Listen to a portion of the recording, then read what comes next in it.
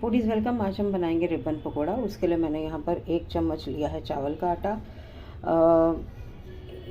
छठा कप मेरे पास है बेसन और छठा ही कप मेरे पास है भुने हुए चनों का आटा, जो कि मैंने पीस लिया था। और इसमें मैंने आधा चम्मच उड़द दाल भी पीस ली थी, धुली उड़द की दाल।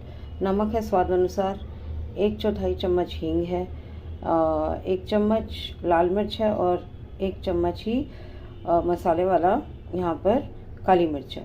इन सबको मिक्स करके थोड़ा थोड़ा पानी डाल के हम इसको एक सॉफ्ट आटे की तरह पहले गूंद लेते हैं।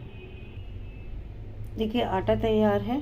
इसके अंदर मैं तेल डालूँगी 1.5 चम्मच, एकदम गर्म होता हो। मैंने साथ साथ गर्म करना रख दिया था। यहाँ पर मेरे पास प्रेस है और ये साइज़ का मेरे पास इस टाइप का ये अंदर से सांचा है।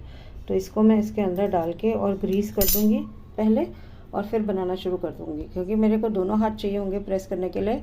तो उस टाइम पे मैं आपको दिखा नहीं पाऊँगी। मैं इसके अंदर सीधा डालूँगी इसको और हाई मीडियम सेक पर और तल के और फिर इसको गोल्डन ब्राउन होने पर निकालूँगी। तो सबसे पहले तो मैं इसको रेडी कर लेती हूँ सामान को। देखिए मैंने आधा जो है ये प्रेस में भर लिया, आप देख सकते हैं इस तरीके से निकल रहा है। तो अब मैं इसको कढ़ाई में डाल के और फिर आपको दिखाती हूँ। ये देखिए अब हम इसे पकने देंगे।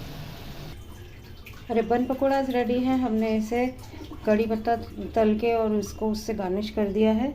और यहाँ पर आप देख सकते हैं हम इसे हरी चटनी और टमाटो सॉस के साथ सर्व कर रहे हैं। तो आप भी इसे बनाएं, खाएं, हमें बताएं कि आपको ये डिश कैसी लगी। हमें आपके कमेंट्स का इंतज़ार रहेगा।